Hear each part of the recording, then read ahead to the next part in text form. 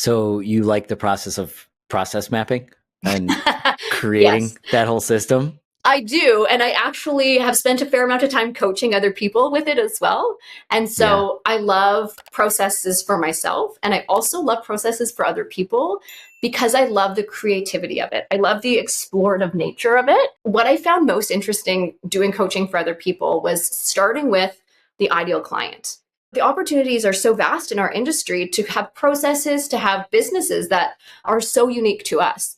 And I think one of the biggest challenges that we have as an industry is that brokers starting out, or even brokers who are looking to grow, are most often looking for the plug and play solution. They don't necessarily want to do the work to create a unique client experience. And then they also may not understand what makes them unique. And so, of course, the client's going to go to anyone because you're doing literally what everyone else is doing. Mm, So, until you can create something that's unique to you, of course the client is going to be calling you and the other broker and whoever else and the bank rep if what you're offering is the exact same thing. sure. So I love narrowing it down to starting point being who's your ideal client, because I have this whole series of exercises that I like to go through. And most often it's not the person who the broker is starting out thinking that they serve best. So I'll give an example of a broker who gave me permission to share is he really thought he loved working with investor clients. He's a longtime investor himself, so we really connected on that.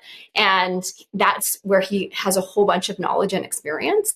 And then after we went through all of this exercise, he had actually come previously from the healthcare industry.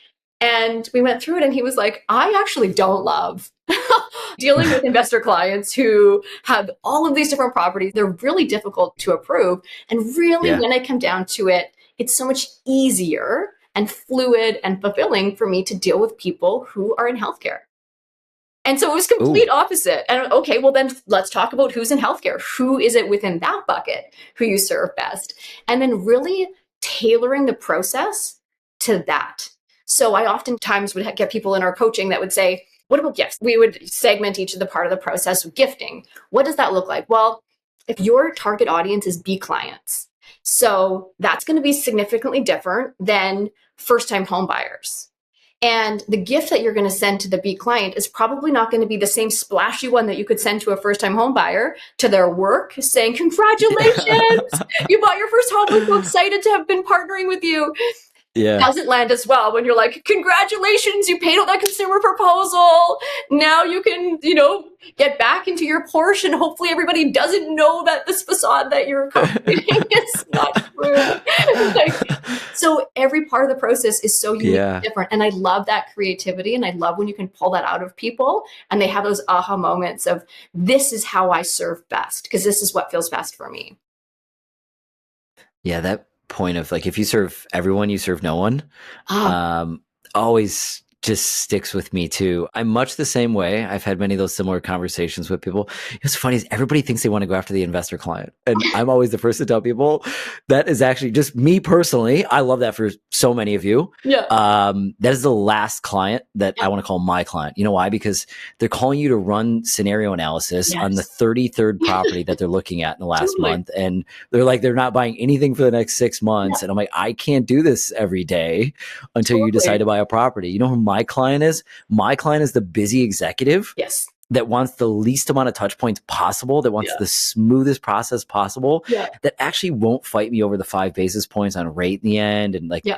they're just happy with the fact that they've got this done with the least amount of energy Yeah. that they can possibly muster up to get it done so that they can get back to living their busy lives. Like, Yeah. that is my client times 1,000. I always Yeah. tell people that. Like, I'm like, you know who my client is? And I will describe the individual. I will Yeah. describe the process. I will Yeah. describe the very specific ways in which I go about doing their mortgage. Yes. And I don't originate anymore, but I did for a long time. I'm like, Yeah. I'm your get done guy. I'm Yeah. like, what does that mean? I'm like, I am the guy who will get done so Yeah. that you don't have to.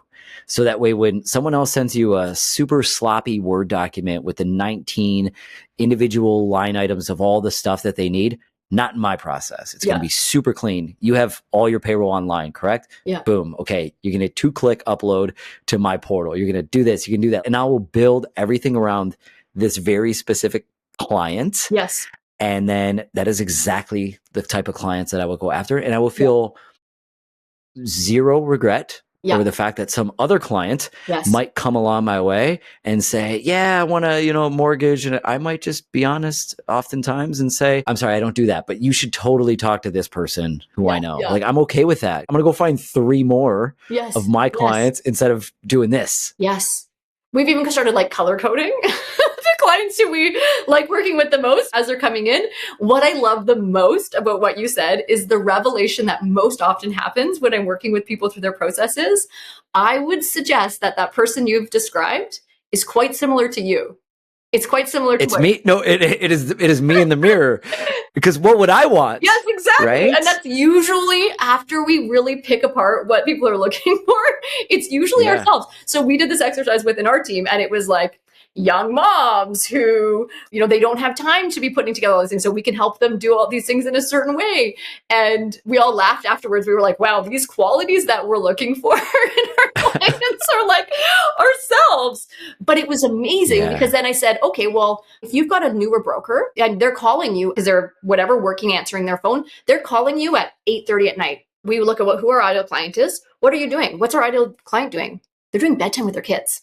You know what they don't want is their mortgage broker calling them saying, hey, here's the update for the day, which it's an okay touch point, but it doesn't land as well as if they get it at, say, 4:30. They're just about to come home from work. They can look at it. Okay, great. It's just a part of their task list, right?